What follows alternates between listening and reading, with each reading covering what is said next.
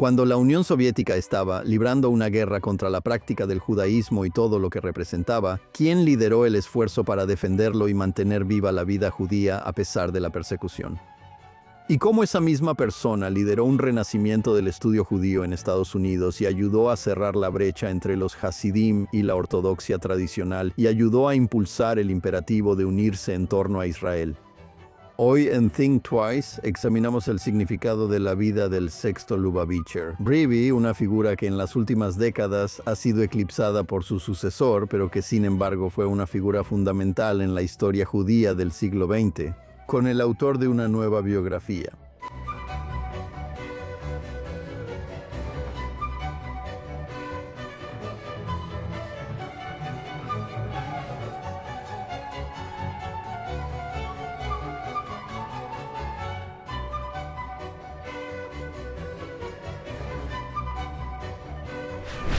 Hola y bienvenidos a Think Twice. Hoy vamos a hacer una pausa en los conflictos y la política contemporánea para hablar de un capítulo importante de la historia judía. Cuando piensas en Chabad y el movimiento Lubavitch y su impacto en el mundo judío, el enfoque invariablemente está en el séptimo Rebbe de Lubavitch, el rabino Menachem Mendel Schneerson, la figura carismática que no solo llevó a su movimiento a la prominencia, sino que dejó la vara tan alta que nunca se ha nombrado un sucesor para él. Inevitablemente, eso ha resultado en que fuera del mundo hasídico se le preste poca atención al hombre a quien sucedió, el sexto Rebbe, el rabino Yosef Yitzhak Schneerson. Pero si queremos entender no solo cómo un movimiento hasídico relativamente pequeño se convirtió en un fenómeno mundial, sino también el impacto que tuvo en eventos cruciales de los últimos 100 años, necesitamos saber más sobre el hombre que sentó las bases para ese desarrollo tan extraordinario. Además, echar un vistazo a su vida no es simplemente la historia de un hombre de fe ampliamente admirado. Es la historia de la resistencia judía contra la opresión soviética y la supervivencia judía gracias a la fe frente a una guerra de exterminio nazi, así como también sobre cómo esta pequeña secta ha tenido y continúa ejerciendo influencia en la vida judía en los años posteriores a la Segunda Guerra Mundial, muy por encima de lo que sugeriría su escaso número. Y nos complace tener hoy con nosotros al autor de una importante nueva biografía del rabino Schneerson. El rabino David Eliezer es miembro del movimiento Chabad Lubavitch y fundador, director y líder espiritual de la congregación Chabad del norte del condado Beth Meir HaKohen en Yorba Linda, California. El rabino Eliezer es el representante de Chabad ante las principales organizaciones judías y forma parte de la junta directiva de la Federación Judía y Servicios Familiares del Condado de Orange, California, y es miembro de la Junta de Gobernadores de la Agencia Judía para Israel. Ha sido publicado en varios medios diferentes y es autor de 2 libros, en 2015, El secreto de Chabad y su más reciente, Undaunted, como el sexto. El Rebbe de Lubavitch salvó a la comunidad judía rusa, reinventó el judaísmo estadounidense y encendió un renacimiento judío global. Rabino David Eliezer, bienvenido a Think Twice. Bueno, he sido fanático desde hace mucho tiempo y es un placer participar. Bueno, muchas gracias por tomarte el tiempo de acompañarnos hoy. Quiero empezar preguntándote por qué hoy en día tan pocas personas fuera de los Hasidim de Chabad saben tan poco sobre el sexto Rebbe. Bueno, los esfuerzos del séptimo Rebbe han llevado a Chabad a ser una fuerza internacional en el judaísmo e inspiraron un gran respeto, incluso entre muchos judíos seculares, así como, ya sabes, una gran reputación obviamente dentro de su propio movimiento. Él, como escribes, en gran medida seguía los pasos de su predecesor y se apoyaba en sus logros. Cuéntanos un poco más sobre quién era este hombre. El Rebbe anterior en su época definitivamente era muy conocido y la gente realmente lo entendía. Por ejemplo, cuando bajó del tren en 1930 en Chicago, había 15,000 personas dándole la bienvenida allí. Y tuvo recibimientos similares en todo Estados Unidos, en San Luis, en Baltimore, en Nueva York, etc. Sin embargo, creo que el Rebbe llevó a Chabad en la posguerra de ser una comunidad hasídica a convertirse en una potencia global. Sabes, bromeamos al respecto, pero creo que uno podría argumentar en serio que Chabad hoy en día es la organización judía más grande del mundo, especialmente si ves algunos de los estudios Pew aquí en Estados Unidos. Por lo tanto, los logros monumentales del Rebbe, que realmente fueron inspirados por su suegro, el Rebbe anterior, creo que así como Sodowick, lo ha eclipsado. Dentro de la comunidad de Chabad era muy conocido, en otros sectores de la ortodoxia también era bastante conocido. Pero creo que la gente realmente no entendía toda su vida, y una de las cosas que creo que este libro ha logrado es darle a la gente una comprensión de sus logros monumentales. Gracias por sintonizar Think Twice. Ya sea que nos estés escuchando en cualquiera de las plataformas de podcast o viéndonos en vivo en Facebook, en X o en JNS TV, por favor dale me gusta o suscríbete a JNS, haz clic en la campana para recibir notificaciones y déjanos buenas reseñas. Además, aparte de Think Twice, existe un podcast diario de Jonathan Tobin donde comparto más noticias y análisis contigo sobre los temas más importantes que enfrentamos hoy en día. Puedes encontrar el programa diario con el nombre Jonathan Tobin Daily en JNS TV o donde sea que escuches tus podcasts. Y ahora volvamos al programa de hoy. Sí. Hablemos un poco más sobre quién era este hombre, el sexto Rebbe. ¿Puedes darnos una idea sobre el mundo en el que nació y cómo esencialmente desapareció durante su vida, así como las opciones que enfrentaban los judíos a finales del siglo XIX cuando él llegó a la madurez? Bueno, él nació en 1880 y Alejandro III hubo un asesinato del zar solo 2 o 3 años después, lo que provocó un tremendo antisemitismo en Rusia y una inmigración monumental de judíos rusos a los Estados Unidos. Y realmente había desafíos tremendos en ese momento, ya sabes, para los entornos judíos tradicionales en Rusia. Él nace, su padre es el Rebbe de Lubavitch que lo precede, el rabino Shalom Dov Ber Schneerson, quien es el quinto Rebbe. Él nace en el pequeño pueblo de Lubavitch, que es una especie de oasis espiritual en el oeste de Rusia. Hoy está a solo 10 millas de la frontera con Bielorrusia. Todavía tiene ese encanto del viejo mundo. Piensas que estás viendo un pequeño pueblo, ya no hay calles de lodo, ahora hay asfalto. Yo fui allí, así que ahora hay asfalto. Así que él nace en este tipo de entorno jasídico, ya sabes, en una época en la que la comunidad judía de Rusia está pasando por desafíos serios. Desde fuera, un tremendo antisemitismo, inmigración y desde dentro, tantos movimientos diferentes que tienen sus propias soluciones. La Haskalah, los secularistas que quieren hacer que los judíos sean más rusos y más abiertos al mundo, los sionistas que tienen este gran sueño de un Estado de Israel, los socialistas y los comunistas, y todos están compitiendo por ese corazón judío en este momento. Él nace en ese momento, en esta época de tremenda agitación. Y él vive una vida de agitación porque una vez que cae el zar, está en el mundo del comunismo. Y una vez que es expulsado de Rusia, está luchando en Europa Occidental. Y una vez que escapa de Europa Occidental, llega a Estados Unidos. Así que creo que aquí hay un hombre que tuvo que vivir en tantos ambientes diferentes, con tantos desafíos distintos, y cada uno es muy diferente del otro. Sí, creo que uno de los puntos al principio de tu libro que realmente me interesó, y mientras contabas la historia del movimiento en sí, así como, ya sabes, su biografía, mencionaste que, ya sabes, el ferrocarril no pasó por Lubavitch. Por un lado, esa es una historia interesante que me gustaría que contaras. Pero también porque, ya sabes, es un lugar que, ya sabes, de alguna manera la historia estaba dejando atrás. Y sin embargo, este hombre que creció en este lugar tan, ya sabes, claramente aislado. Después de eso dominó el escenario mundial. No creo que fuera aislado, creo que era un oasis porque el tercer Rebbe lo dijo. Los hermanos Polikov, quienes fueron los famosos grandes constructores de ferrocarriles en Rusia a mediados del siglo XIX, quienes tenían una conexión con Lubavitch. Además, eso me llevó a querer que este lugar sea un lugar de espiritualidad, que la estación de tren esté un poco más lejos. Así que está en un pueblo llamado Rudnia. Supongo que en carreta son unas 10 millas de trayecto. Yo lo manejé por carretera, pero antes solían venir y hacer el trayecto en carreta hasta Lubavitch. Así que él quería que Lubavitch siguiera preservando eso, que cuando llegaras ahí, llegaras a un lugar de espiritualidad. Y Lubavitch, sin embargo, tenía miles y miles de visitantes de toda Rusia. Así que aunque tenías que tomar el tren y luego la carreta, o antes de que hubiera tren, solo podías ir en carreta, seguía siendo una meca espiritual para los judíos rusos, porque, por ejemplo, dicen que el tercer Rebbe tenía 600,000 seguidores. No sé si ese es el número exacto, pero no hay duda de que fue la figura rabínica más influyente a mediados del siglo XIX en Rusia. Y eso continuó con cada uno de los diferentes rebes de Lubavitch. Así que por un lado era un lugar al que los judíos venían para recargarse espiritualmente. Y por otro lado, estaba comprometido con el mundo, pero había algo muy único en ese pueblo y en esa atmósfera. Por cierto, cuando vas ahí, y yo estuve ahí como parte de la investigación para el libro, sientes esa singularidad, que este era un lugar al que venían los buscadores espirituales.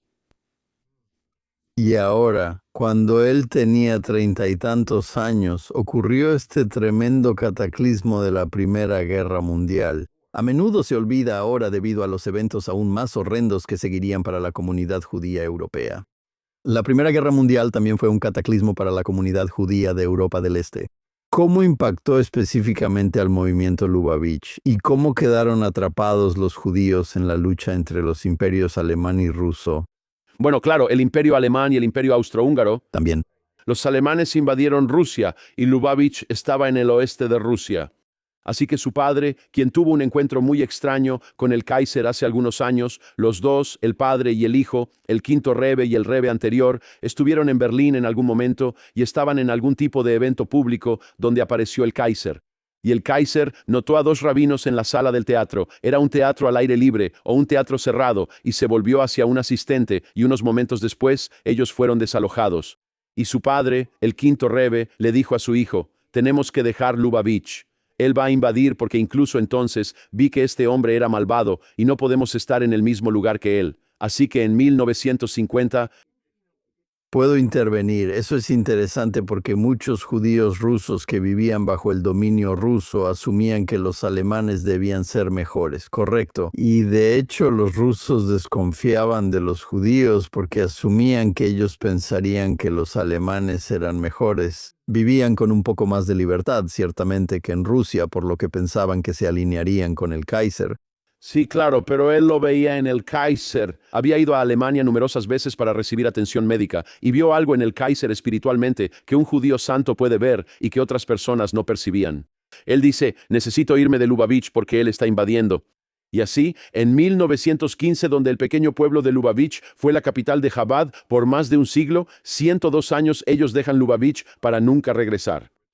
Y Lubavitch hoy en día es solo un recuerdo. Si vas ahí, han reconstruido algunos de los edificios, pero no hay judíos viviendo ahí. Hubo judíos viviendo ahí hasta el Holocausto, pero fueron destruidos. Los nazis acabaron con sus vidas. Y así dejan Lubavitch y eso inicia el peregrinaje, donde el centro de Lubavitch va de un lugar a otro. Primero de Lubavitch a la ciudad de Rostov en el sur de Rusia y luego de Rostov a San Petersburgo o como se llamaba entonces, Leningrado y luego de Leningrado a Riga, de Riga a Polonia y de Polonia a Nueva York. Comenzamos esta larga odisea desde 1915 hasta 1940. Chabad finalmente se establece en Brooklyn y eso desestabiliza el movimiento. Y además, llega a una época de tremenda agitación, porque primero estuvo la Primera Guerra Mundial y después de eso también hubo algo más. Eso cambiaría todo el destino de los judíos de Rusia, que fue la revolución comunista que nosotros vivimos en una época muy, ya sabes, miramos a nuestro alrededor y vemos el mundo un poco caótico. Pero creo que el caos que enfrentamos es mucho menor que el caos de las personas de esa época, donde perdieron a sus familias, perdieron sus hogares, perdieron su libertad, fueron arrojados a entornos políticos totalmente diferentes. Creo que aunque hoy en día estamos viendo ciertos desafíos para la comunidad judía estadounidense, todavía pienso que estamos en la época dorada de la comunidad judía estadounidense. Bueno, en comparación, la inestabilidad que enfrentaron los judíos de Europa del Este. Quiero decir, ellos estaban, ya sabes, no era solo que estaban en medio del fuego cruzado de la Primera Guerra Mundial, algo que, como dije, no se recuerda a menudo. Pero luego estuvieron en medio del fuego cruzado de la Revolución Rusa y con pogromos, ya sabes, tanto de los blancos como de los rojos. Y nadie, ya sabes, ellos no estaban del lado de nadie. Nadie los consideraba de su lado. Y eso me lleva, ya sabes, a mi siguiente pregunta, que es el golpe bolchevique de 1917 y la creación de la Unión Soviética, que obviamente fue un punto clave en la historia europea del siglo XX y un desastre para los rusos en general. Pero fue especialmente desastroso para los judíos. ¿Puedes contarnos cómo trataron los soviéticos a los judíos en esa primera década, especialmente después de la Primera Guerra Mundial? ¿Y qué era la Yevsektia y cómo operaba? Así que realmente tenemos que decir que el comunismo fue terrible y maravilloso, porque hasta ese momento, hasta la revolución comunista, un judío solo podía vivir en una zona específica de Rusia, la zona de asentamiento. No podía asistir a la universidad, tenía poca libertad, tenía poca estabilidad económica. Y una de las cosas que hizo la revolución comunista, al menos a nivel oficial, fue eliminar todas las restricciones contra los judíos y permitirles vivir donde quisieran y cursar los estudios o elegir los trabajos que quisieran. Y muchos de los líderes del Partido Comunista eran judíos porque veían esto como una esperanza para liberarse del zar despótico. Por otro lado, la desventaja era que el costo de esto era que teníamos que deshacernos de la religión, no solo del judaísmo. También libraron una guerra contra el cristianismo. Curiosamente, tenían miedo de enfrentarse a los musulmanes porque había muchos de ellos. Es muy interesante. Y crearon eso. Suena familiar para los oídos del siglo XXI. Sí. Hoy tenemos miedo de enfrentarnos a lo inmoral. ¿Sabes? Cuando vemos violencia o extremismo político en la comunidad musulmana, tenemos miedo de enfrentarnos a eso. El mismo miedo existía entre los comunistas porque crearon una organización cristiana de comunistas para perseguir a los cristianos religiosos en Rusia o a la Iglesia Ortodoxa rusa. Y también crearon la Yevsektsiya, que era la sección judía del Partido Comunista, y muchos de sus líderes provenían de hogares religiosos.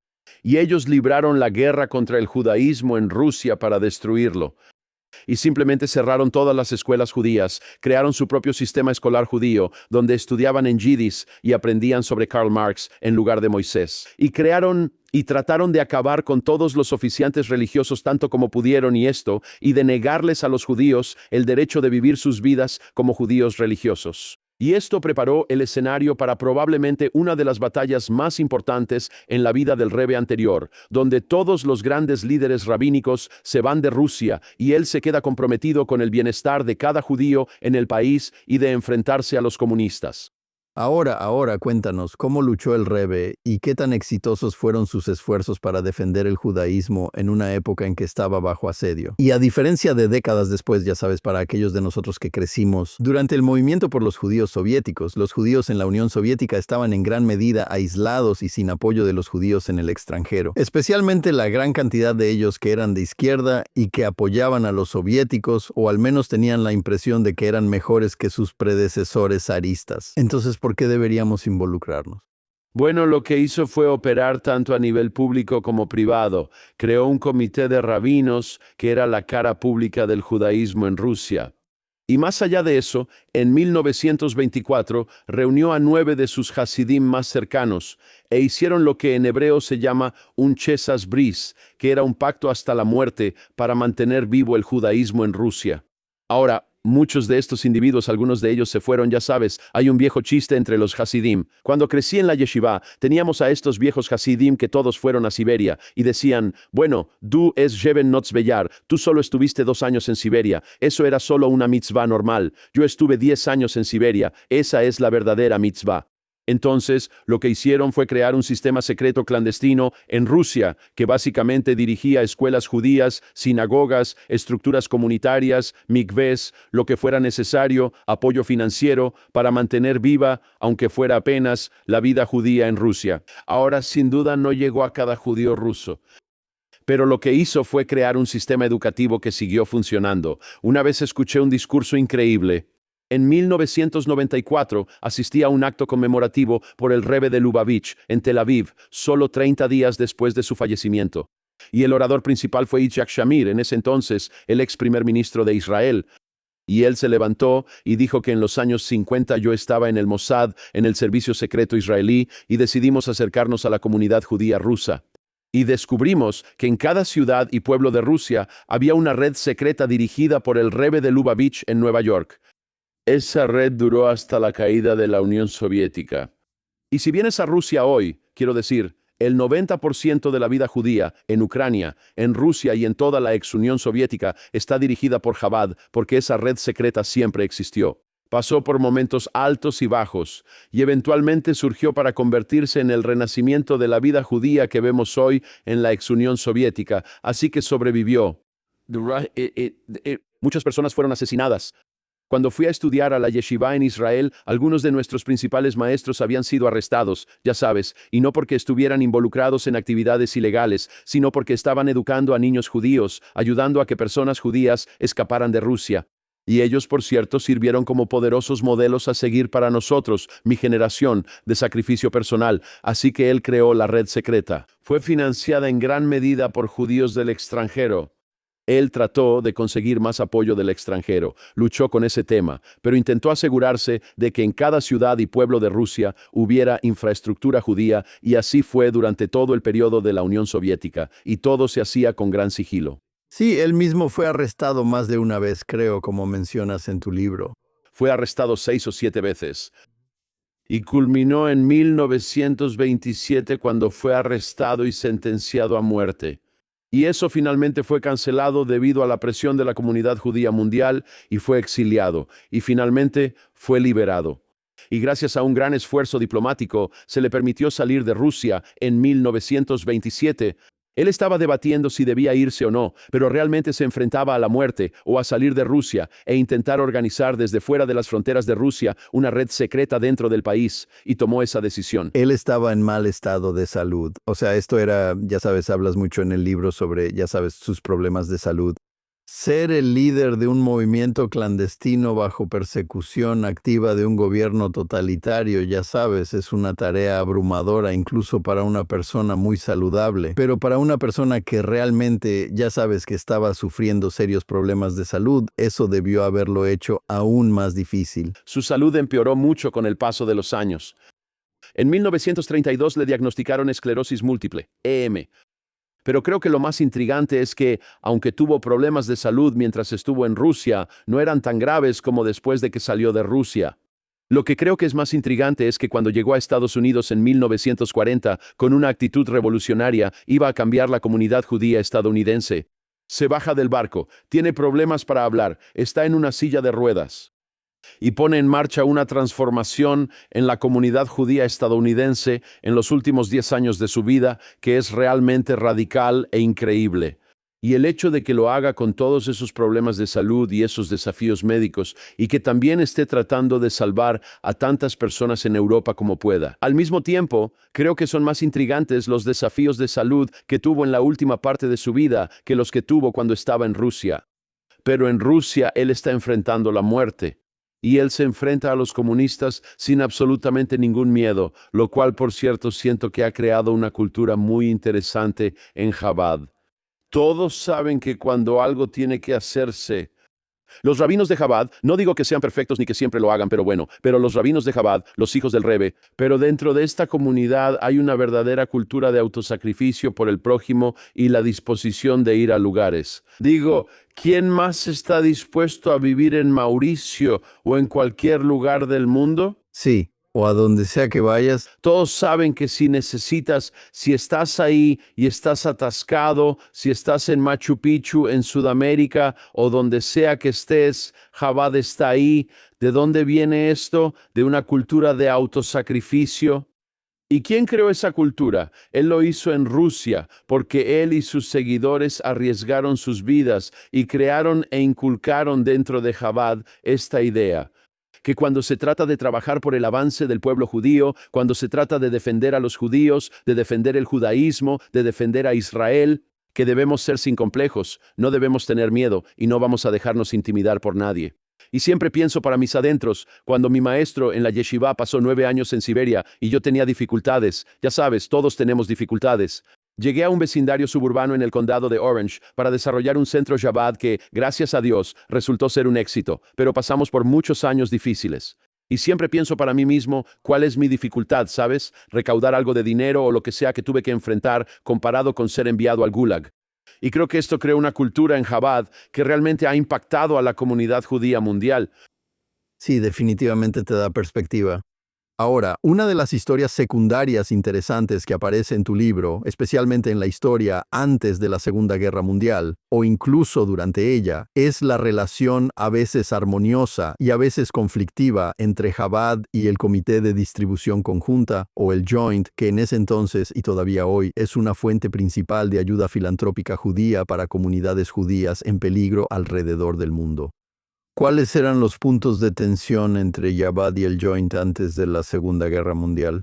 Bueno, primero que nada, Chabad y el Joint han tenido una relación de un siglo y es como un matrimonio. A veces se llevan bien y a veces no están de acuerdo.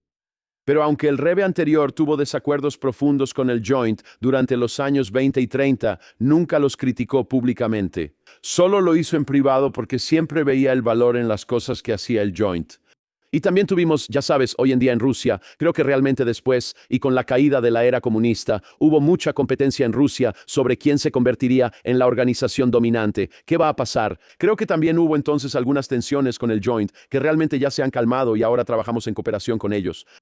Sin embargo, lo que pasó en los años 20 y 30 creo que es el mayor error en la filantropía judía en la historia de la humanidad. ¿Qué es el Joint? Lo era. El jefe del Joint era Felix Wahlberg, quien en ese momento era el yerno de Jacob Schiff, quien creo que ya había fallecido para entonces. Y Felix Wahlberg, según Silesa, su biógrafo, era un judío que se presentaba en el templo Emanuel por media hora en Yom Kippur. No era una persona espiritual en absoluto. Él fue a Rusia en 1926 y los rusos, los comunistas, los Yevsektia y los comunistas en Rusia querían crear colonias judías donde los judíos se dedicaran a la agricultura. El Rebbe quería que permitiéramos a los judíos vivir en entornos urbanos donde pudieran trabajar de manera privada en sus hogares, podrían vivir dentro de sus comunidades judías, tendrían infraestructura comunitaria. Podrían buscar, tanto como fuera posible, ganarse la vida con industrias domésticas. Y lo que pasó fue que este titán de Wall Street llevó a la organización a hacer una alianza con los comunistas. Y desde como 1924, 1920 o mediados de los años 20 hasta 1937 invirtieron en dólares de hoy 250 millones de dólares en este proyecto agrícola. Se convierten en socios de los comunistas para construir asentamientos agrícolas para judíos.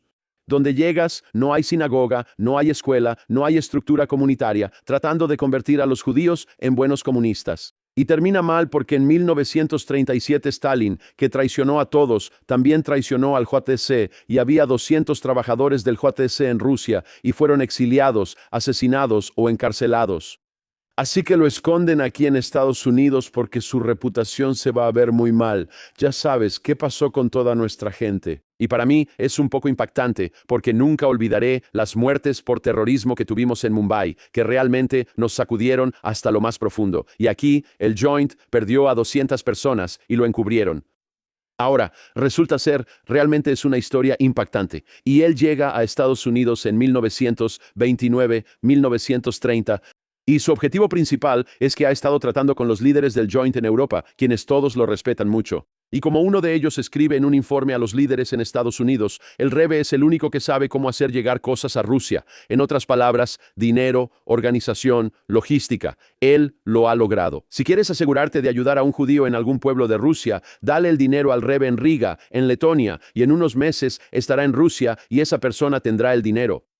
Sin embargo, Wahlberg estaba tan convencido de que estaba haciendo lo correcto. Había estado en Rusia en 1926. Él vio los pueblos, Wahlberg 6, Wahlberg 7, todos parados ahí con sus utensilios agrícolas. Engañaron al tipo. Realmente eran aldeas, Potemkin, sí. Aldeas Tatanka.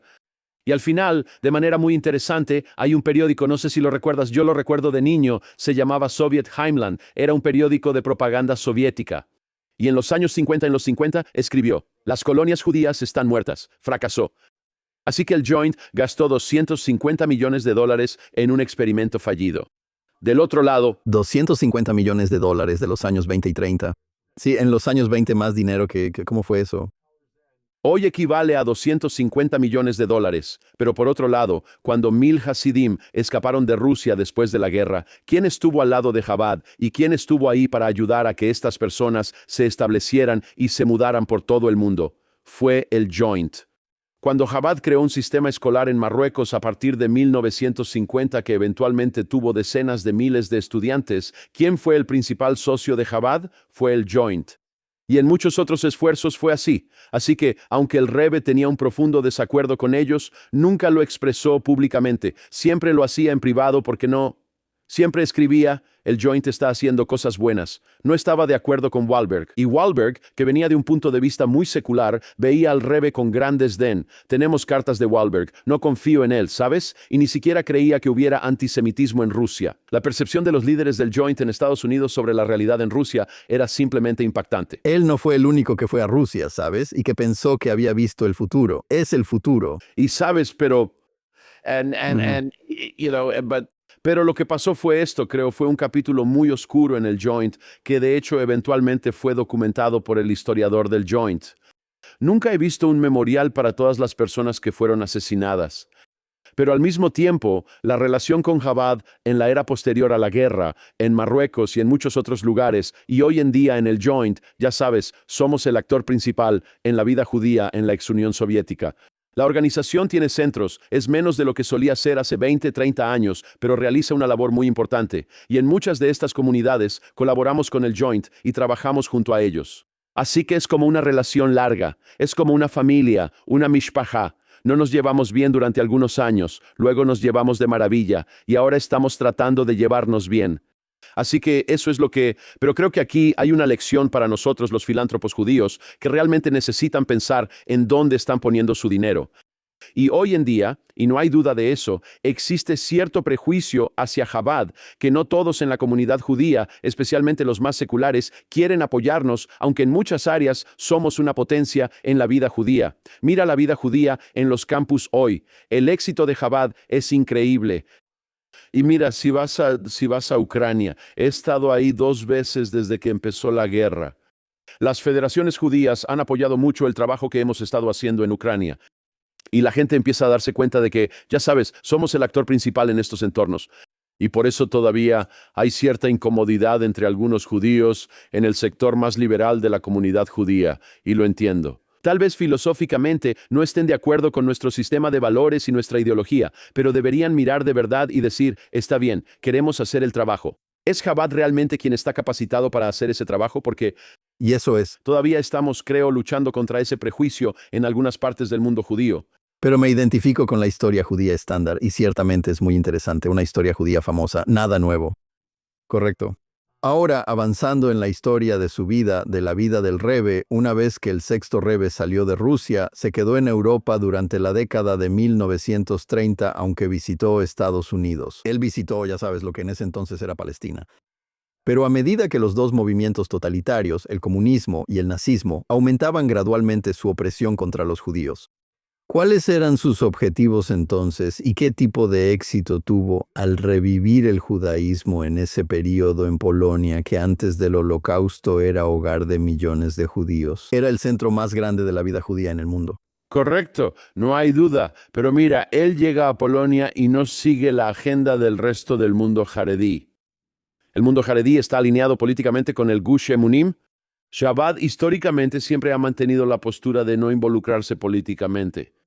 Y él, también desde Polonia, está tratando de hacer todo lo que puede para ayudar a los judíos en todo el mundo. Él está enviando emisarios a Sudáfrica, a Australia y a muchos otros países para impulsar la vida judía. Él lo hace, pero curiosamente, cuando viene a Polonia, tiene muy pocos seguidores y crea una red de yeshivas, que en 1930 tenía una yeshiva con quizá 50 o 100 estudiantes. Y para 1939 tenía 11 yeshivas con casi 1.500 estudiantes. Realmente estaba fortaleciendo Chabad desde dentro en Polonia. Y a veces está en desacuerdo con los otros líderes de la comunidad más jaredí porque no se une a ellos en ese entorno político, lo cual incluso sigue siendo así hasta hoy. Chabad es el único grupo religioso importante en Israel que no forma parte de ningún partido político. Los Hasidim de Chabad en Israel votan como individuos por el partido de su elección. Y debo contarte algo muy gracioso. Cada año publican un conteo en cada localidad de Israel sobre quién vota por qué partido. Hay una ciudad de Chabad en Israel llamada Tzfat Chabad. Y siempre hay una persona ahí que vota por el partido de izquierda Meretz. No tengo idea de quién es. Tal vez es un bromista, pero hay un simpatizante de Meretz en Tzfat Chabad entre miles de votantes. Pero escucha, tal vez es un viejo simpatizante de Meretz que se volvió religioso. Es un país libre, gracias a Dios, un país libre. Pueden votar por quien quieran, pero Chabad nunca se volvió parte de ese sistema político. Y siempre tuvo una tendencia independiente históricamente, así que creo que en Polonia está luchando por ser relevante. Y también está en desacuerdo con parte del establecimiento religioso ahí. Y al mismo tiempo está tratando de acercarse a las comunidades judías de todo el mundo. Está tratando de recaudar dinero y coordinar un sistema clandestino en Rusia. Está enviando emisarios, como dije, a Sudáfrica, Australia y otros lugares para conectar con esas comunidades judías. Pasa un año en Estados Unidos, donde regresa con una actitud muy diferente sobre la comunidad judía estadounidense, porque muchos ortodoxos veían a Estados Unidos como lo que llamamos una treifa medina, un país no kosher. No vayas ahí, tu judaísmo se va a perder. Y el Rebbe regresa de Estados Unidos después de estar aquí casi un año con una visión tremendamente optimista sobre la comunidad judía estadounidense. Siente que tienen un cierto espíritu puro, están abiertos a la espiritualidad y siente un gran optimismo por la comunidad judía estadounidense. Y en el muelle, el día que se va, dice que Estados Unidos se convertirá en el gran centro del estudio judío en el futuro. Y tiene este sentido de optimismo. Así que en este periodo de entreguerras es realmente un periodo de transición para Chabad, pero él decide quedarse en Polonia porque siente que tiene que cuidar de la comunidad judía rusa. Tendrás mayor proximidad y también fortalecerás la comunidad de Chabad dentro de Europa Central y en Europa del Este y Polonia, en estos países. Habrá un futuro para la tradición jasídica en ese mundo. Correcto. Ahora, el Holocausto representa obviamente un periodo de tragedia única para todos los judíos. Pero, ¿cuál fue su impacto específicamente en Chabad, que a pesar de la huida del Rebbe, que como sabes es una historia interesante que cuentas por sí sola, la mayoría de sus líderes y rabinos estaban, junto con el resto de los judíos europeos, atrapados en el imperio nazi? Y luego, ¿qué pasó? Cuéntanos un poco sobre el papel que Chabad y el Rebbe desempeñaron en los esfuerzos, en su mayoría infructuosos y en parte exitosos en Estados Unidos para crear conciencia sobre el rescate de los judíos. Bueno, creo que es interesante agregar cómo fue salvado, porque esto es algo que podría ser una película de Hollywood, pero no creo que Hollywood alguna vez haga una película sobre un rabino religioso que hizo algo así. En un Hollywood muy diferente. Sí, sí. Un Hollywood diferente. Sin embargo, cuando Chabad en este país era diminuto y apenas tenía unos pocos activistas, de alguna manera logra captar la atención de la Casa Blanca. Y el gobierno estadounidense va al gobierno alemán y le dice, esto fue en septiembre u octubre de 1939, salven a este rabino. Envían una unidad de soldados alemanes a Varsovia para encontrarlo.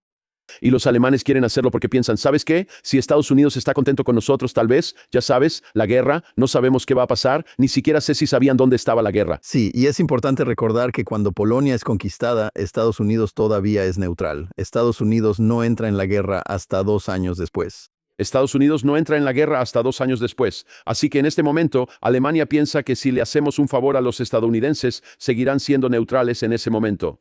Entonces descubren su paradero y él es enviado a finales de diciembre de 1939, lo mandan a Riga y desde Riga llega a Estados Unidos. Ahora, en Estados Unidos llega y lo primero que hace es todo lo posible para salvar a los estudiantes de sus yeshivas. Él había animado a tantos miembros de Chabad en Polonia como fuera posible a salir de Polonia e irse a Lituania, que en ese momento era un país neutral. Y comienza a enviar cartas por todo el mundo para encontrar visas, para encontrar lugares a donde puedan ir. Y está tratando de recaudar dinero, pero sus recursos son muy limitados. Y no tiene una base sólida de apoyo aquí en Estados Unidos. Sabes, hoy en día ves a Chabad y es una potencia en el mundo judío. Sabes, en cada vecindario suburbano de Estados Unidos, a la vuelta de la esquina, hay un gran edificio de Chabad. Pero en esos días, tal vez había 100 hasidim verdaderos en Estados Unidos y ninguno de ellos tenía dinero de verdad. Así que él no tiene dinero.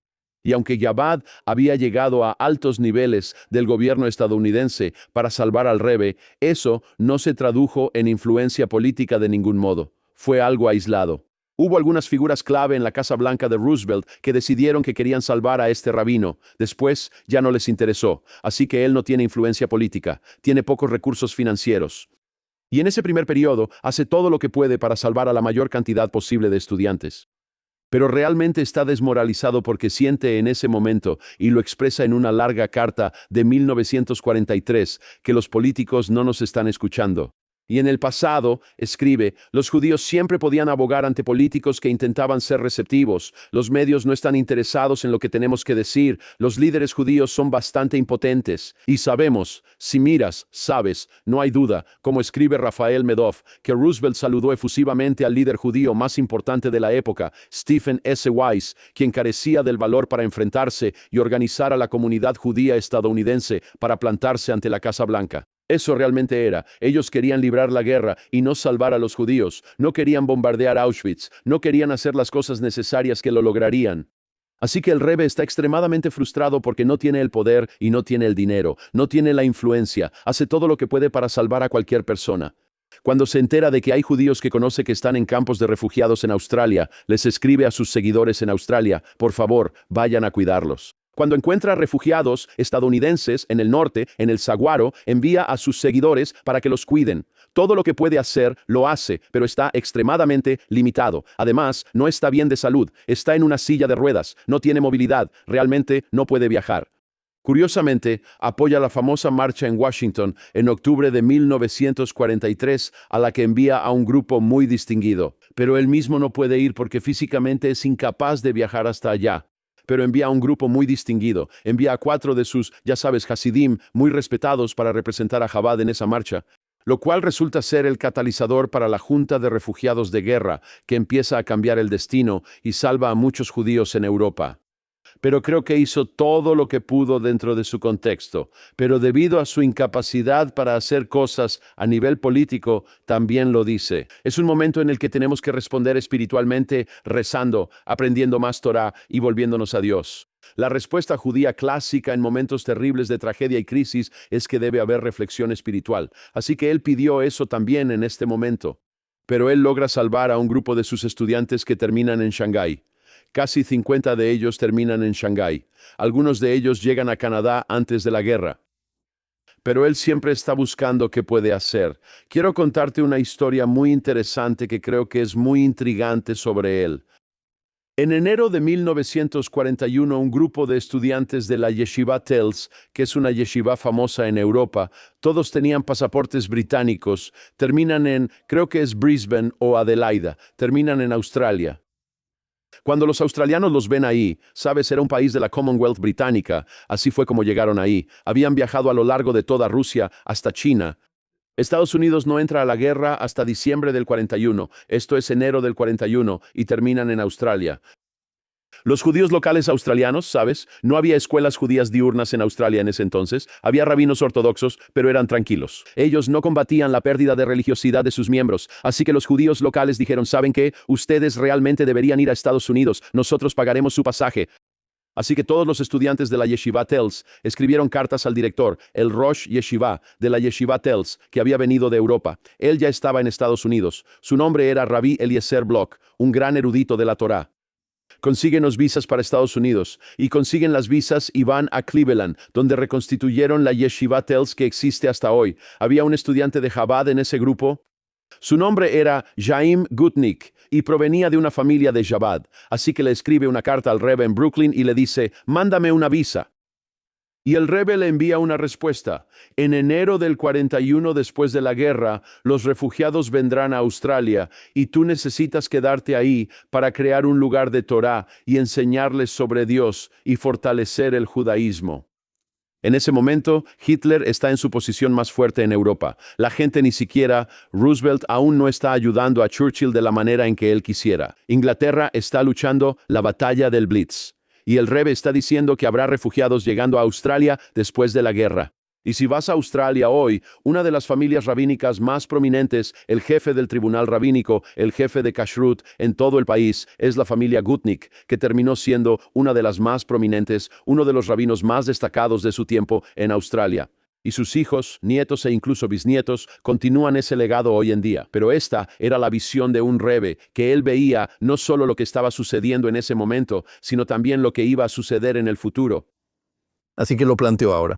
Y hoy en día, el 80% de los rabinos en Australia son rabinos de Chabad en las sinagogas. Vaya historia. Y muchas cosas buenas. Por cierto, muchas cosas buenas. Hola. Ya en Estados Unidos, como escribes en tu libro, el Rebbe tomó la decisión consciente de hacer algo diferente. No intentar encajar como lo hicieron muchos otros grupos ortodoxos o hasídicos, sino tratar de difundir la filosofía de Chabad y expandir la educación judía. A diferencia de otros que pensaban, bueno, que ya sabes, con la tendencia del judaísmo secular, solo tenemos que preservar nuestra pequeña, ya sabes, nuestra pequeña comunidad. No podemos acercarnos a los demás. ¿Por qué tomó esa decisión? ¿Y cuál fue la reacción en ese momento de la mayor parte del mundo judío? Primero, la mayoría del mundo judío, el mundo judío secular, pensaba que él era irrelevante. El mundo judío ortodoxo pensaba que él vivía en una fantasía. Y él baja del barco y dice su famosa frase, América es nicht anders, América no es diferente. El judaísmo sobrevivirá en este país y prosperará tal como lo hizo en Europa. Y dedicas 2 capítulos a esa expresión. Correcto, y es una expresión muy importante. Y es lo que hizo en los 5 años de la guerra y lo que hizo en la posguerra. Ambas cosas son muy importantes. Y lo que hace es cambiar el enfoque del judaísmo tradicional en Estados Unidos de la defensa al ataque. Él no va a quedarse sentado esperando a que vengan a él. Entonces, su primera gran iniciativa se dio entre 1940 y 1950, según el profesor Sarna, quien probablemente es uno de los historiadores judíos más eminentes en Estados Unidos. Profesor Jonathan Sarna. Jonathan dice que se establecieron 92 escuelas judías de tiempo completo, un tercio de ellas fueron fundadas por el Rebbe y la mayoría durante los 5 años de la guerra. Y lo que él hace, dice, es que necesitamos revolucionar el judaísmo en Estados Unidos, y la herramienta principal para eso es la educación judía. Él realmente está haciendo en Estados Unidos lo que hizo en Rusia, porque en Estados Unidos tuvo la misma discusión que había tenido con el mundo ortodoxo en Rusia. Porque cuando llega el comunismo, todos los grandes líderes de las grandes yeshivas, Reb Yisroel Salanter, el Hafetz Haim, que es una persona santa, Reb Aaron Kotler, todos ellos se van con sus yeshivas y muchos, muchos otros. Ellos dicen, salgamos de Rusia ahora mismo y vamos a irnos a Polonia o Lituania y vamos a hacer que el judaísmo sobreviva. Algunos de ellos vienen a Estados Unidos al principio de la guerra y durante la guerra, antes de la guerra, y ellos, de nuevo, quieren crear el modelo de judaísmo de fortaleza, que es un modelo que todavía existe hoy en día. Ve a Lakewood, Nueva Jersey. Es un éxito notable. Hay 5 o 6 mil personas estudiando a tiempo completo en la famosa yeshiva ahí, pero está en Lakewood, Nueva Jersey. El Rebbe dice, no, soy responsable del bienestar de cada judío en este país, de cada judío en el mundo. Esta es la visión de un líder global, y él dice, lo que quiero hacer es crear una red, cambiar la actitud hacia la educación judía en Estados Unidos. La mayoría de los judíos estadounidenses piensa que las escuelas públicas son la vía para llegar a la universidad y al éxito en este país. Él va en contra de la corriente principal. El nivel de educación judía aquí es extremadamente bajo. Pero la mejor descripción para mí fue esta que me contó un rabino que ya no está vivo, pero él estaba en la entrada. Él estaba en el muelle el día que el Rebbe llegó y me contó esta historia. Su nombre era Rabino Herschel Fogelman y finalmente fue enviado por el Rebbe anterior a mediados de los años 40 a Worcester, Massachusetts, para fundar una escuela judía de jornada completa. Y sus hijos continúan con su legado ahí hasta hoy. Déjame contarte lo que él me dijo. Él dice, nosotros como en esos días había pocas yeshivas en Estados Unidos. La yeshiva madre de Estados Unidos era Torah Bodas. Sigue siendo una gran yeshiva hasta hoy, una gran yeshiva. Y él, el rabino Fogelman, era un estudiante de yeshiva. Tenía 18 o 19 años en Torah Bodas. Y él me lo describió así. Nosotros, los pocos judíos religiosos en Estados Unidos, nos sentíamos como una caravana en la pradera rodeada por los indios. Todos hemos visto las viejas películas del oeste, la caravana de carretas en círculo, y los indios dando vueltas alrededor, disparando, y todos están tratando de defenderse mientras los indios intentan atacarlos. Y luego llega la caballería estadounidense y ahuyenta a los indios. ¿Pero qué me dijo Fogelman? Que el Rebbe llegó como la caballería estadounidense y no solo quería ahuyentar a los indios, quería conquistar todo el continente. Él cambia la mentalidad de los judíos estadounidenses de defensa a ofensiva. Tiene que luchar una batalla dentro de su propia comunidad para ampliar sus horizontes. Tiene que luchar una batalla con el resto del mundo ortodoxo que, incluso los que están tratando de establecer instituciones en Estados Unidos, siguen el modelo del judaísmo de fortaleza. Vamos a construir una institución para nuestros hijos. No vamos a transformar toda la comunidad. El Rebbe es el revolucionario. Y ahora vemos, adelantándonos al 2026, según el estudio más reciente de Pew, 1/3 de los judíos estadounidenses va a Chabad cada año. ¿Sabes? Es simplemente asombroso. En otras palabras, se podría argumentar que el número de personas que asisten a Chabad, de las cuales el 80 o 90% no son ortodoxos, es mayor que el de personas que asisten a congregaciones reformistas hoy en día. Creo que se puede plantear un argumento estadístico sobre ese hecho.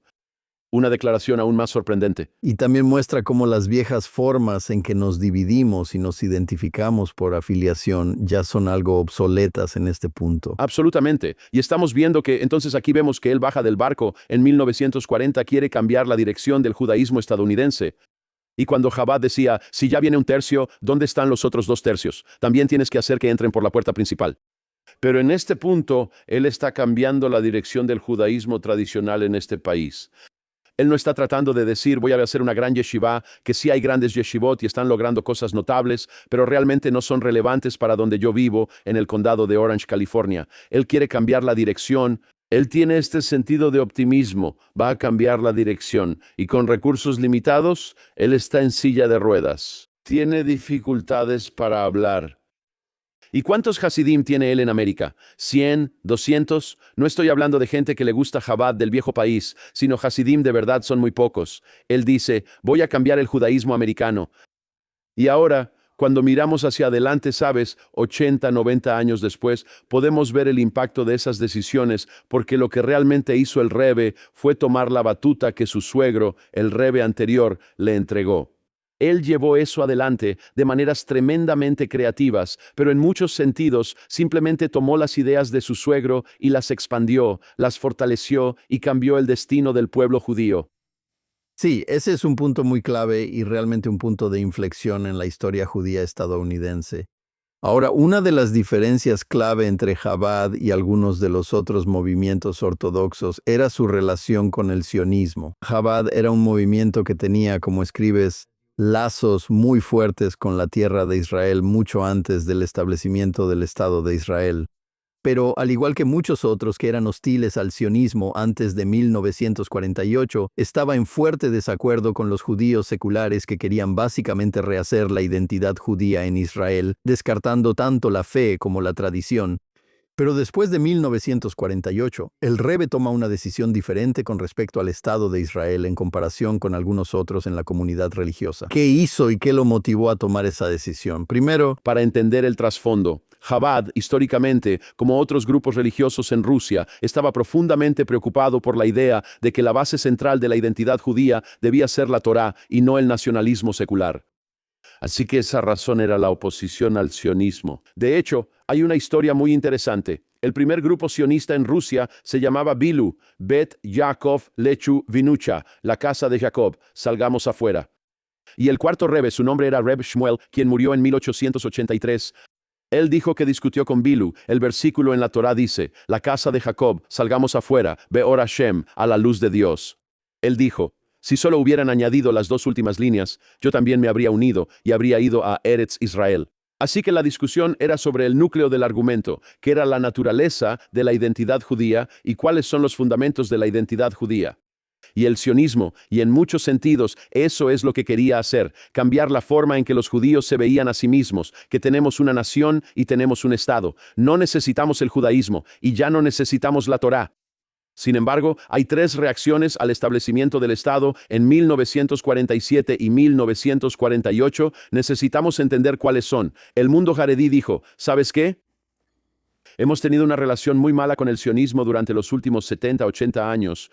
Vamos a crear una sociedad dentro de la sociedad. Tendremos nuestros propios partidos políticos para defendernos. Realmente no queremos apoyar el servicio militar. No queremos estar tan involucrados activamente en la sociedad israelí. Vamos a adoptar esta postura de mantenerse aparte.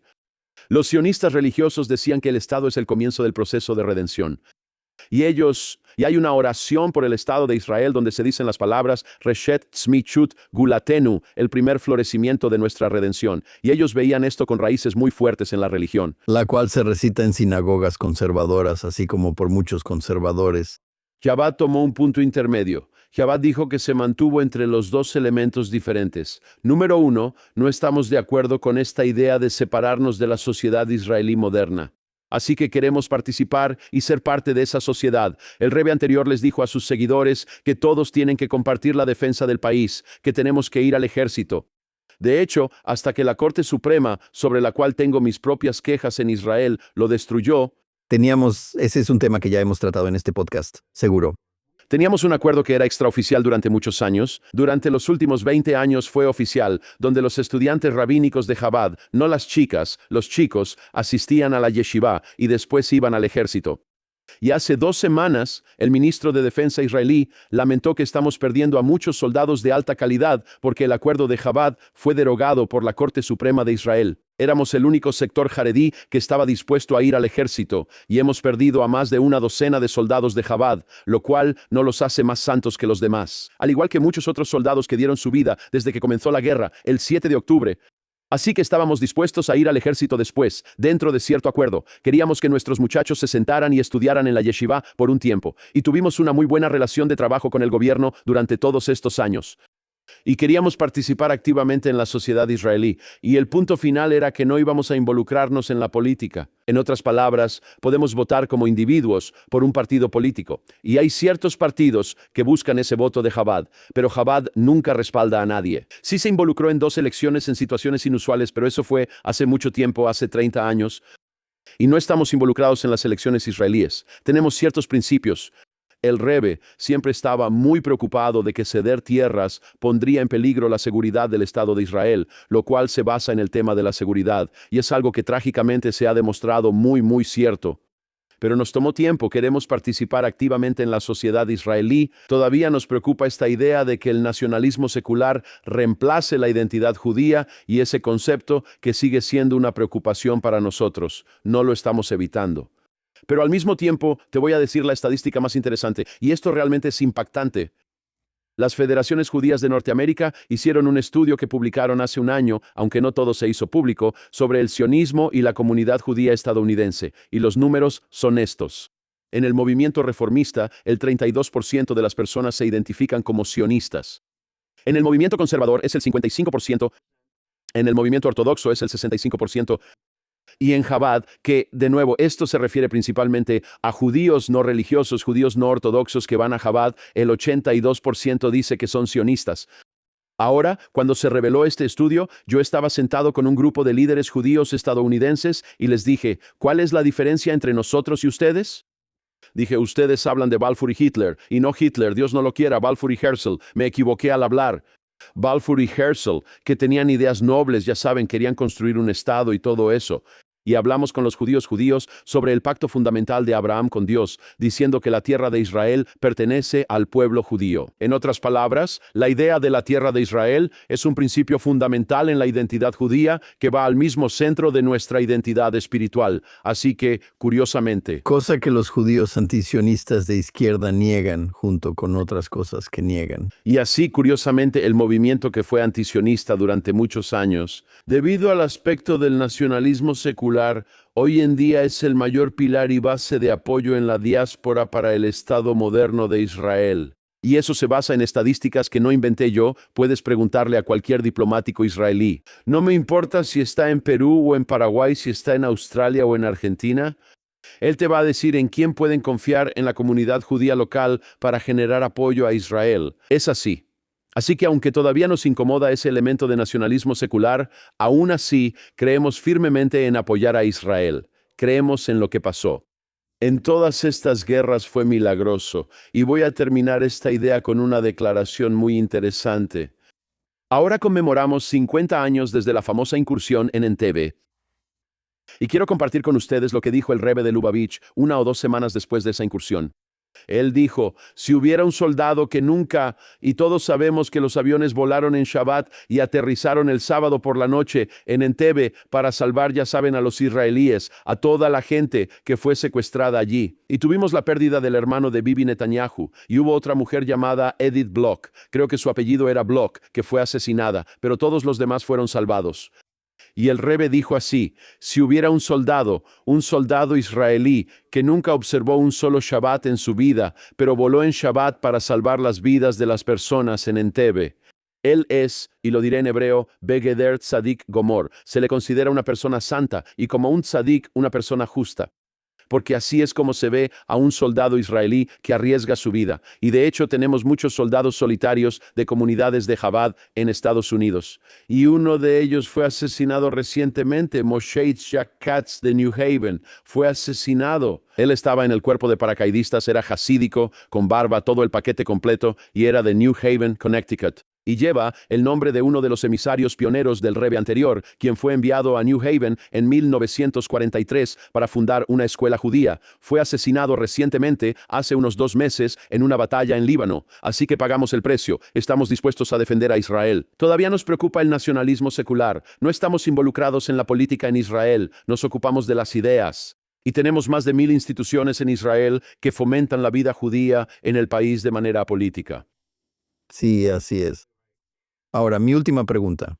En Undaunted, Presentas un argumento muy sólido sobre la idea de que el sexto Rebbe fue una de las figuras más importantes en la vida judía del siglo XX. Pero al escribir este libro, creo que has intentado crear una obra de erudición histórica seria, pero también una que incorpora parte del folclore del movimiento sobre él y sus predecesores, y que ve a los rebes de Chabad como figuras espirituales cuyas vidas son casi legendarias en lugar de ser simplemente rabinos comunes. ¿Qué tan difícil fue tratar de retratar ambos aspectos de este hombre y su movimiento en un solo libro? Bueno, verás, en cierto sentido, creo que la dificultad tiene que ver conmigo como Hasid. Porque un Hasid ve a un Rebbe como una persona de santidad y pureza y ve que viven en otro plano. Y personalmente, yo nunca conocí al Rebbe anterior, así que no puedo hablarte de él. Pero después de tener cientos de encuentros con el Rebbe, reuniones privadas con el Rebbe, docenas de Farbrengens, ya sabes, diría cientos de Farbrengens, reuniones hasídicas, muchos encuentros diferentes con el Rebbe. El Rebbe también me dio consejos muy importantes y momentos clave en mi vida que tuvieron un gran impacto en mí. Un amigo mío, un rabino conservador, me dijo hace algún tiempo, me dijo, Dov, cometí un error en mi vida. Le pregunté, ¿cuál fue? Él dice, nunca conocí al Rebbe, así que le dije que hay dos cosas que no experimentaste. Le dije, no experimentaste la honestidad emocional y no conociste a una persona que vive como un tzadik, que vive en un plano espiritual superior. Porque cuando tratabas con un Rebbe sabes que todo es verdad. Y número dos, que están viviendo en un plano espiritual superior. Así que puedo contarte lo que llamamos historias sobre el Rebbe. Sabes, yo mismo viví una historia con el Rebbe que literalmente fue un milagro. Y de hecho, me mantuve alejado de todo ese tipo de historias en el libro. Solo puse una en las notas al pie, que es sobre una mujer de mi comunidad. Ella ya falleció. Su hija vive en mi comunidad, quien recibió una bendición del Rebbe en una estación de tren en 1932 y recuperó la vista. Así que no voy a entrar en eso, no seguí esa línea. Quería escribir un libro que no fuera una hagiografía, que fuera veraz y que también lo incluyera todo. Hay 120 páginas de fuentes. Así que si no estás de acuerdo con lo que escribí, puedes ir y cuestionar las fuentes. Y tal vez estoy equivocado. Es un trabajo de investigación histórica seria, que es correcto, y así es como fui formado. Eso, sabes, estudié historia, no periodismo. Sabes, pensé que eso era muy importante. Pensé que eso era muy importante porque la mayoría de los libros que encontramos, las biografías de grandes rabinos que existen, especialmente en el mundo ortodoxo, son básicamente hagiografías. No hablan de sus dificultades, no hablan de sus desafíos. Lo que tenemos sobre el Rebbe anterior, que es tan único, es que él escribe mucho sobre su propio mundo interior. Tenemos miles de cartas que escribió, tenemos diarios que escribió. Así que tenemos una percepción real de su propio sentido de angustia cuando escribe sobre el Holocausto en 1943. Cuando un año antes escribe una carta, estoy en América. Estoy tratando de hacer todas estas cosas. Ninguno de los Hasidim me escucha. Está muy frustrado. Tenemos algo real. Él escribe sobre sus problemas médicos. Lo vemos en sus propias palabras. Y esa es una de las grandes bendiciones que tuve al escribir este libro, que tenía tanto material que él mismo escribió, etc. Ojalá hubiera podido escribirlo hace 25 o 30 años, porque habría podido conocer a muchas personas que tenían una relación más cercana con él. Así que luché. No quería escribir un libro que fuera una hagiografía, que todo fuera maravilloso y dulce. Y ya sabes, siempre cuentan estas historias sobre estos grandes rabinos. Nacieron, aprendieron la Mishnah cuando tenían 6 años, aprendieron el Talmud. Tenían 12 años y nunca tuvieron un momento de angustia en sus vidas. Simplemente no es cierto. Y no quería hacer ese tipo de ambiente. Y esa es una de las razones, por ejemplo, por las que tengo una editorial judía más convencional, Koren, Magid, que es la división de Koren, que no conseguí. Quería tener ese tipo de sentido de independencia. Y ahora, lo que realmente me ha sorprendido, Chabad es una comunidad muy autocrítica. Es una comunidad con una mentalidad muy independiente. Hay una enorme cantidad de individualismo. Gracias a Dios he recibido críticas. Básicamente tal vez me equivoqué en algún dato aquí o allá, pero el libro ha sido recibido de manera fenomenal. Y eso me ha sorprendido mucho. Así que creo que debido a que el Rebbe es tan abierto sobre sí mismo y porque el tema es tan interesante, y más allá de eso, traté de darle un contexto histórico, no solo viendo sus logros, sino poniéndolos dentro del contexto histórico de los logros de otros. Lo cual muchas personas cuando escriben historias, especialmente dentro del mundo ortodoxo, solo ven su enfoque como el único enfoque. Y yo veo que los logros de otros son importantes. Así que fue un reto para mí hacerlo. Trabajé muy duro. Algunos de los capítulos en los que trabajé me esforcé mucho. Yo diría que el capítulo 10, que trata sobre los años de la guerra, realmente me tomó como 3 o 4 meses revisarlo. Tenía algunos de los temas más difíciles de abordar. Pero creo que su vida es realmente extraordinaria. Y vemos cómo él, en primer lugar, yo sí creo lo que dice en la portada, él sí salvó a los judíos rusos, a los judíos soviéticos, porque el judaísmo hoy en Rusia, en la ex Unión Soviética, es casi todo ese movimiento clandestino. Eso salió al exterior. Él cambió la dirección del judaísmo estadounidense. Y los últimos años de su vida, de los que escribo en el último capítulo, él hace algo también revolucionario, porque en 1946, a finales del 46 y 47,000 Hasidim de Chabad escapan de Rusia con pasaportes polacos falsos. Esto, por cierto, no es solo una película de Hollywood, esto es una serie de Netflix. Pero de nuevo, no lo van a hacer por bondad. Dios no quiera que hagan algo bueno.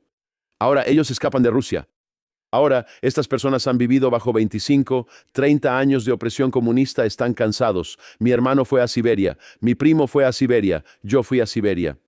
Pero para darte una idea de la mentalidad del Rebbe sobre esto, hay un tipo llamado Semash Garevich.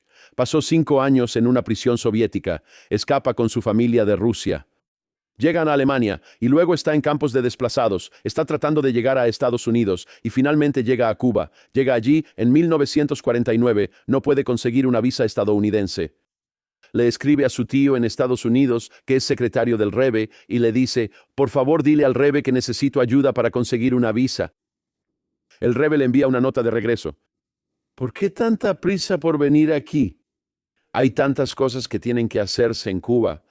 Había un rabino que le enviaba cartas desde Santiago, no era un rabino de Chabad. Él manda a Semaj a Santiago, le dice que haga escuelas judías. ¿Para qué tanta prisa por irte a Estados Unidos? Tenemos judíos en Cuba, esto es antes de Castro, tenemos que ocuparnos de ellos. ¿Qué estás haciendo? El hombre pasó 5 años en Siberia, está solo con su esposa e hijos. Y él es el único hasid en toda Cuba. ¿Qué estás haciendo para transformar la vida judía en Cuba? Bueno, eventualmente, después de que hace un montón de cosas, manda un mensaje, dile a Tzemay que ya puede venir, ya sabes, y él viene a América. Pero él toma a estos Hasidim que salieron de esa terrible opresión soviética y a los estudiantes rabínicos que sobrevivieron a Shanghái y les dice, está bien chicos, muchachos y muchachas, quiero animarlos a que vayan a Australia. Tú vas a Francia, tú vas a Londres, tú vas a Israel, a la nueva ciudad de Chabad. Si vas y miras alrededor del mundo hoy en día y ves lo que es Chabad hoy en Francia, verás que la mitad de los rabinos en Francia son rabinos de Chabad. Si vas a Inglaterra o Australia, donde hoy, sin duda, Chabad tiene mucha presencia, el 80% de los rabinos en todas las sinagogas son rabinos de Chabad, las escuelas. Es la organización más grande del país en Sudamérica. Y en todos estos lugares, él está sembrando el futuro al enviar a sus hasidim más cercanos. No es que todos están cansados, han pasado por el comunismo. No están muy entusiasmados con todo esto. Él está luchando, no todos están escuchando, y él quiere transformar la comunidad judía mundial.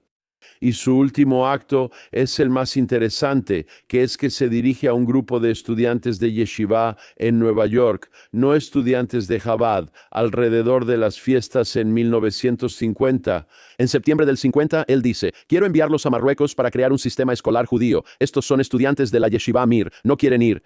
Entonces, justo antes de su fallecimiento, le instruye a su yerno, quiero crear un sistema escolar en Marruecos, en Túnez y en el norte de África. ¿Y qué hace su yerno como primer acto cuando se convierte en Rebbe, incluso antes de asumir oficialmente como Rebbe?